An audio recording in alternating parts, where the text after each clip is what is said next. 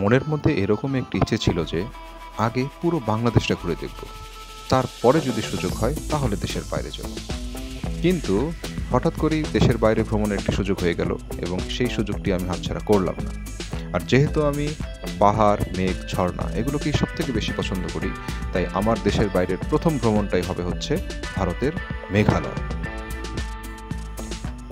মেঘ, পাহাড় আর ঝর্ণার অপূর্ব মিলন মেলা এই মেঘালয় ভ্রমণের ভিডিওতে আপনাদের স্বাগতম জানাচ্ছি। জীবনে প্রচুর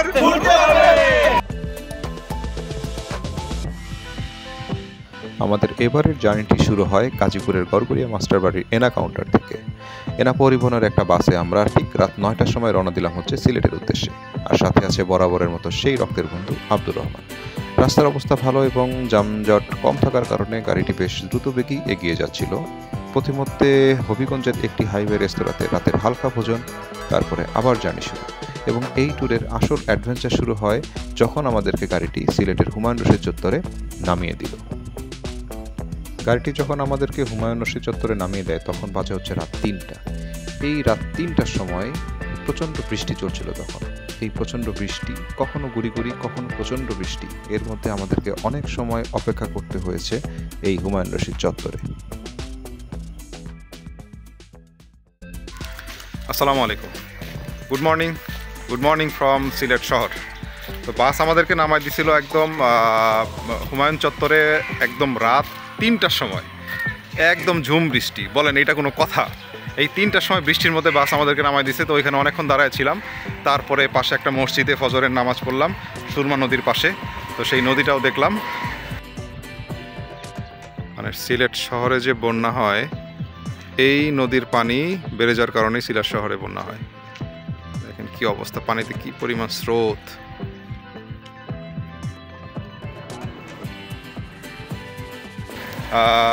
মানে সিলেট শহরে যে কেন বন্যা হয় সেটা তো দেখলেনি আপনারা। এত পরিমাণ পানি, আর এই পানির যে স্রোত, এবং এই সবগুলো পানি হচ্ছে সেই ভারতের পাহাড়ি ঢল, সেই ঢল থেকে আসতেছে। তো বরাবরের মতো সেই মেঘালয়, এইবারের মেঘালয় ট্যুরে আমার সাথে আছে সেই রক্তের বন্ধু আব্দুর রহমান। তো চলেন, আমাদের টিমের মেম্বাররা চলে আসছে, সামনে দেখা যেতেছে। তো তাদের সাথে আমরা এখন একসাথে হয়ে তারপরে তামাবিল বর্ডারের দিকে রওনা দিব। মোটামুটি আমাদের গ্রুপের সবাই চলে আসছে। 28 জনের একটা গ্রুপ হয়েছে আমরা। এই 3টা লেগুনাই আমাদের। এই 3টা লেগুনাতে করে আমরা এখন সেই তামাবিল বর্ডারের উদ্দেশ্যে রওনা দিব। এখন সময় হচ্ছে সকাল 6:30। তো তামাবিল বর্ডারে যাওয়ার সময় রাস্তার দুই পাশে বিপুল জলরাশি দেখে আমরা সিলেটের বন্যা পরিস্থিতির কিছুটা অনুমান করতে পারি। প্রচণ্ড বৃষ্টি, এক মুহূর্তের জন্য বৃষ্টি থামছিল না। এই প্রচণ্ড বৃষ্টি এবং মেঘালয় রাজ্যের পাহাড়ি ঢল, এ দুয়ে মিলেই সিলেটের এই বন্যা পরিস্থিতির সৃষ্টি করে। এখন বাজে হচ্ছে সকাল 9:15। এইমাত্র আমরা তামাবিল পৌঁছালাম। তো আমাদের কাস্টমস ক্লিয়ারেন্স বা ইমিগ্রেশনের অল ঝামেলা, আমাদের সবগুলো পাসপোর্ট আমাদের গাইড নিয়ে গেছে। এই ফর্মালিটিগুলো তারাই ক্লিয়ার করবে।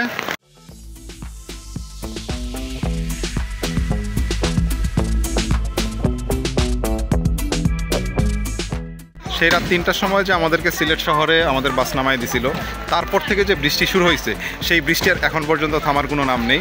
একদম পুরা বৃষ্টি, মানে একদম ঝুম বৃষ্টি যাকে বলে, সেই বৃষ্টির মধ্যে ভিজতে আমরা লেগুনাতে করে এই তামাবিল বর্ডারে আসছি। তো এখন পর্যন্ত বৃষ্টি থামে নাই। দেখেন শরীরে রেইনকোট, তারপর উপরে ছাতা, এত কিছু দেওয়ার পরেও মনে হয় যে বৃষ্টি কাভার হচ্ছে না, তারপরেও মনে হয় যে জামা কাপড় ভিজে যাচ্ছে। আলহামদুলিল্লাহ, সকল ফর্মালিটি সম্পন্ন। আমাদের কাস্টমসের যত রকম ঝামেলা ছিল সব কমপ্লিট। এখন আমরা এই তো ঢুকতেছি হচ্ছে ইন্ডিয়া গেট দিয়ে। এই সেই ইন্ডিয়া গেট, যেটা অনেক ভিডিওতে যে গেটটা আমরা দেখছি, আজকে সেই গেট দিয়ে আমরা তামাবিল বর্ডার হয়ে ডাউকি বর্ডার দিয়ে ইন্ডিয়া প্রবেশ করতেছি।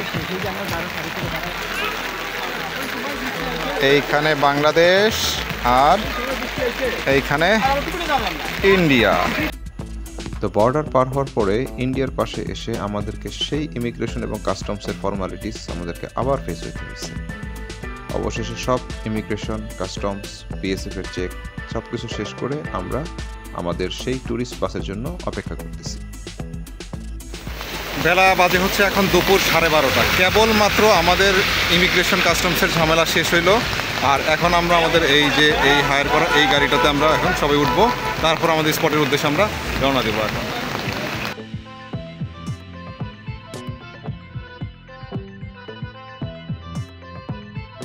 নেট চলে যাচ্ছে না,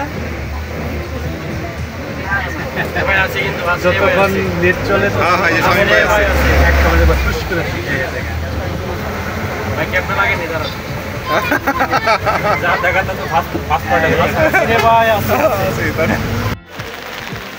এখন আসি হচ্ছে ডাউকি বাজারে। তো এই হচ্ছে ডাউকি বাজার। বাজারটা মোটামুটি বড়, মিডিয়াম সাইজ বলা যায় আর কি, খুব বেশি বড় না। এখন কাজ হচ্ছে দুইটা আগে রুপি এক্সচেঞ্জ করে নিতে হবে, তারপরে কিছু হালকা স্ন্যাক্স কিনতে হবে।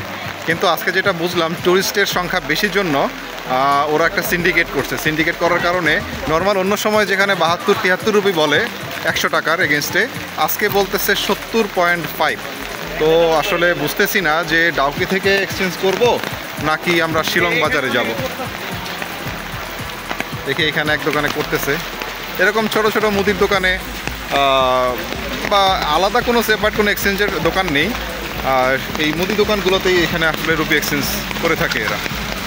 দেখি ফাইনালি কততে করতে পারি।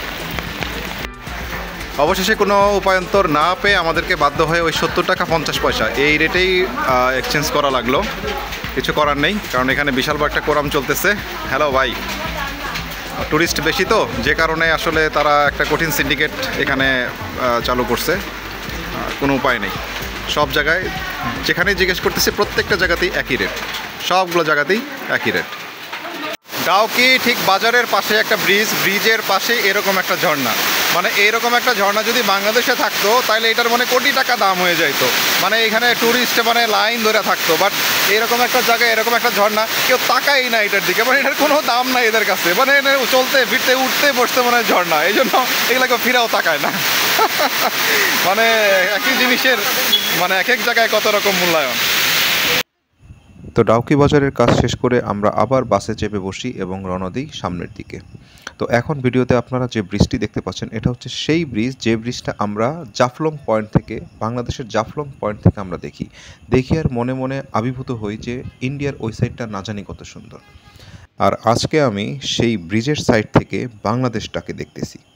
তো যতবারই বাংলাদেশের দিকে তাকাইতেছি ততবারই মনে হচ্ছে যে আমার দেশটাও কিন্তু আসলে কম সুন্দর না, আমার দেশটাও অনেক অনেক অনেক সুন্দর। এখন আসি হচ্ছে উমক্রেম ফলসের সামনে। ফলসটা দেখবেন একটু, চলেন দেখাই আপনাদেরকে। ও ভাই রে ভাই, পানির অবস্থা। আর এই সাইডটা হচ্ছে বাংলাদেশ। পানি। Our hearts beat to the city streets. We began to feel the fire. We rise like tall buildings as the chemicals they take us higher. The night's young and it's just begun as she puts her hand in mine. We wanna chase the night, wanna dance to the light, pull the stars from the sky, just two hearts running wild. Never sleep, never stop, as we shout from the top. We're gonna be. তো উমক্রেম ফলের ভালো লাগা নিয়ে আমরা আবার সামনে এগোতে থাকলাম। আর সামনে আমাদের জন্য অপেক্ষা করছে আরেকটি বিষয়, যে বিষয়ের নাম হচ্ছে বরহিল ফলস। এই বরহিল ফলসটাকেই আমরা বাংলাদেশের জাফলং থেকে চিনি হচ্ছে পান্তুমাই ঝর্ণা নামে। তো চলেন আপনাদেরকে বরহিল ফলস বা পান্তুমাই অনেক কাছ থেকে দেখাই। তো এখন আসছে হচ্ছে বরহিল ফলস। উমক্রেম ফলস থেকে বরহিল ফলস পর্যন্ত আসতে সময় লাগছে 15 থেকে 20 মিনিট। কিন্তু বরহিল ফলসে এসে যা দেখলাম, মানে এইটার যে দানবীয় রূপ, করে বাপরে বাপ। নেন আপনারা একটু দেখেন। ওরে আল্লাহ, মানে পানির এত বেগ যে পানির বেগের কারণে কুয়াশা হয়ে যাইতেছে, বোঝাই যাইতেছে না কিছু। এত পরিমাণ ভয়ঙ্কর এখানে অবস্থা। We're gonna be two hearts running wild.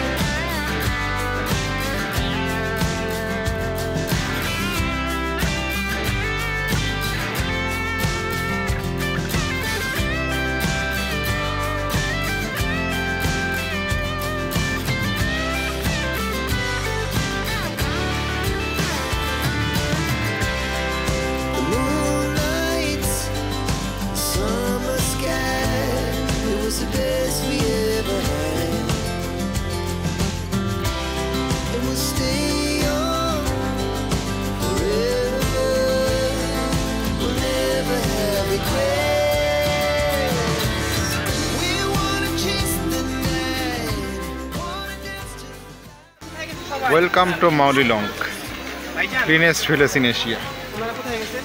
ঘড়িতে এখন বাজে সময় হচ্ছে 4:30। তো আমরা এইমাত্র মাউলিলং ভিলেজে আসলাম, যেটা কিনা the cleanest village in Asia. আর এখন যেখানে আছি সেটা হচ্ছে মাউলিলং ভিলেজের পার্কিং এরিয়া।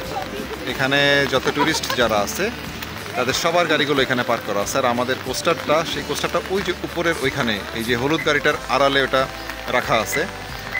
আরেকটা জিনিস কি খেয়াল করতেছেন যে এই জায়গাটা কিন্তু একটু মানে ধোঁয়াশা বা কুয়াশা এরকম না, বাট এটা ধোঁয়া না বা কুয়াশাও না, এটা হচ্ছে মেঘ। মানে এই গ্রামটাই হচ্ছে পুরোটাই হচ্ছে মেঘের মধ্যে। মানে এখন যা দেখতেছেন যে মানে ধোঁয়ার মতো যে জিনিসগুলো দেখতেছেন পুরোটাই হচ্ছে মেঘ। ওয়াও, মানে মেঘের মধ্যে আমরা হাঁটতেছি। ভিডিওতে যে হোটেলের ছবিটি আপনারা দেখতে পাচ্ছেন সেটি মেঘালয়ের মাউলিলং ভিলেজের খুব সামনের দিকেই অবস্থিত, এবং এই হোটেলেই আমরা আমাদের দুপুরের লাঞ্চ সারি। আপনাদের সুবিধার জন্য আমি মেনু কার্ডের ছবিটি দিয়ে দিচ্ছি যাতে আপনারা দেখতে পারেন। তবে মেঘালয়ে এসে খাবারের ব্যাপারে আপনাদেরকে খুব সতর্ক থাকতে হবে। আমি সাজেস্ট করব আপনাদেরকে ভেজ সিলেক্ট করার জন্য, কারণ নন ভেজের মধ্যে কোনটা যে হালাল আর কোনটা হারাম আপনি ধরতেও পারবেন না। খাবার চলে আসছে, সব ক্ষুধার্ত প্রাণীগুলো গোগ্রাসে গিলতেছে। হ্যাঁ, মেড বাই মানিকগঞ্জ। খাবারের মেনু হচ্ছে পাঁপড়, রাইস, ভেজিটেবল, সালাদ, টমেটোর চাটনি। তো আসলে ঈদের পরে তো মানে প্রচুর পরিমাণে গেস্টের চাপ এখানে, যে কারণে আসলে প্রচুর পরিমাণে মিসম্যানেজমেন্ট হচ্ছে। তো যেটা আসলে মানে থালিতে মানে প্যাকেজের মধ্যে যেটা থাকার কথা ছিল সবাই সেটা পাচ্ছে না, কেউ কেউ পাচ্ছে, কেউ কেউ পুরোটা পাচ্ছে না। তো এই ধরনের আর কি মানে মিসম্যানেজমেন্টের শিকার হইতে হয়েছে, বাট কিছু করার নাই। এটা এখন সহ্য করে অ্যাকসেপ্ট করে আমাদেরকে নিতে হবে, এছাড়া আর কোনো বিকল্প নাই। সম্পূর্ণ গ্রামটাই আজকে কি পরিমাণ মেঘে আচ্ছন্ন। মানে আমরা যারা সমতলের বাসিন্দা তাদের কাছে এটা ভাবতেই অস্বাভাবিক লাগে যে আমার বাড়িতে মানে মেঘ আসবে, মেঘের মধ্যে আমি ঘুরবো। এটা জাস্ট মানে আমরা চিন্তাও করতে পারি না, বাট এখানে এটাই স্বাভাবিক, এটাই খুবই স্বাভাবিক। আরেকটা স্বাভাবিক জিনিস হচ্ছে বৃষ্টি। এই যেমন আমি সেই সিলেটে নামছি গতকালকে রাত 3টার সময়, সেই 3টা থেকেই ভিজতেছি, এখন পর্যন্ত ভিজতেছি, এখন পর্যন্ত বৃষ্টি হচ্ছে। মানে এক মুহূর্তের জন্য বৃষ্টি থামার কোনো নামই নাই। এখানে ময়লা রাখার জন্য একটু পরপর এরকম ডাস্টবিন দেওয়া আছে। এখানে লোকজন এটা আবার ইউজও করতেছে, মানে কেউ আসলে নোংরা করতেছে না। সবাই চেষ্টা করতেছে গ্রামটা যেমন এশিয়ার পরিচ্ছন্ন গ্রাম, পরিচ্ছন্ন রাখার জন্যই সবাই চেষ্টা করতেছে। এটা খুব ভালো একটা দিক।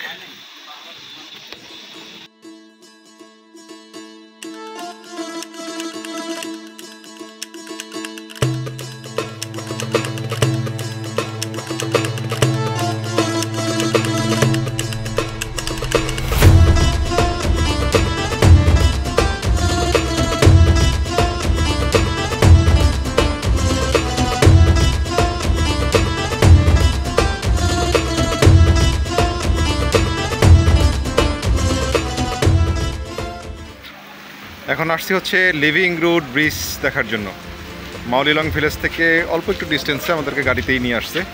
তারপর গাড়িটা আমরা এখানে পার্ক করে এই যে দেখাইতেছে living root bridge this way. আমরা এখন এদিকে যাচ্ছি। এখানে আমাদের গাড়ি জাস্ট পাশের রাস্তা, যেটা এই রাস্তাটাই চলে গেছে লিভিং রুট ব্রিজের দিকে। চলেন ওইদিকে আগাই।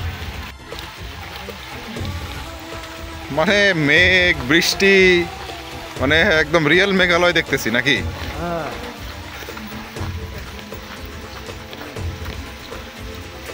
কে মিশুক ভাই, হ্যাপি একটা রেইনকোট লাগাইছেন ভাই।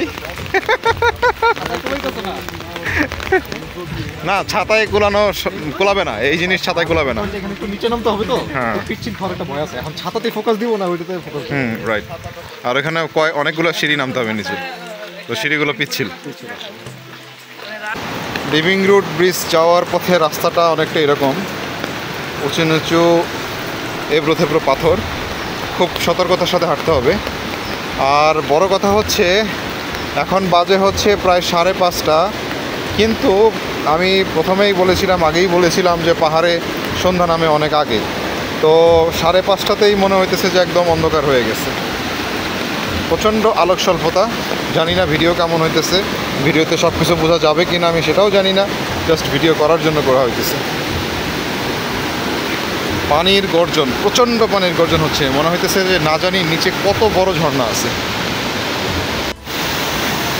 আমরা লিভিং রুট ব্রিজের খুব কাছাকাছি চলে আসছে, ওই যে দূরে দেখা যাইতেছে, অল্প একটু দূরে দেখা যাইতেছে লিভিং রুট ব্রিজটা, কিন্তু আলোর এত মানে আলোক স্বল্পতা যে কারণে মানে খুব একটা ক্লিয়ার বোঝা যাইতেছে না। আর এমনিতে আলো কম থাকলে ক্যামেরা খুব একটা ভালো কাজ করে না, খুব একটা ভালো পারফর্ম করে না, সো মানে কোয়ালিটি আসলে খুব ভালো আসতেছে না। তারপর আমরা একটু যাই, নিজের চোখে একটু দেখি, এইটাই সান্ত্বনা। কিন্তু এর নিচে ওরে বাপরে কি পরিমাণ পানি, কি পরিমাণ পানির গর্জন, মাই গড, আল্লাহু আকবার, আল্লাহু আকবার, আল্লাহু আকবার।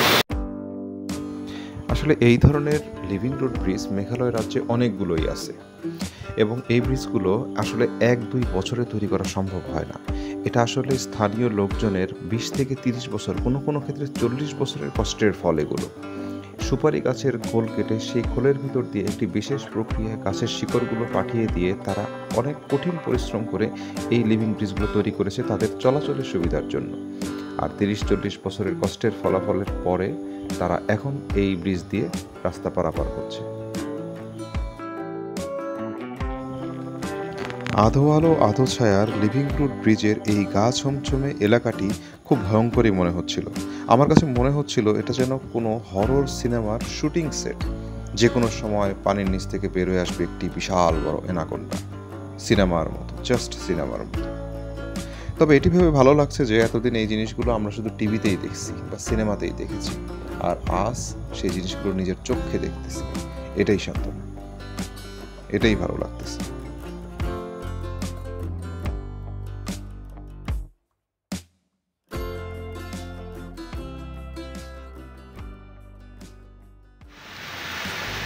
ঘোরাঘুরি শেষ করে আমরা এখন বাজে হচ্ছে প্রায় 10টা। আমরা কেবল আমাদের হোটেল রুমে উঠলাম। হোটেল রুম থেকে পিছনে যে শিলং শহরের ভিউটা অসাধারণ, জাস্ট চমৎকার। এই যে এই ভাই আমাদেরকে নিয়ে আসছে।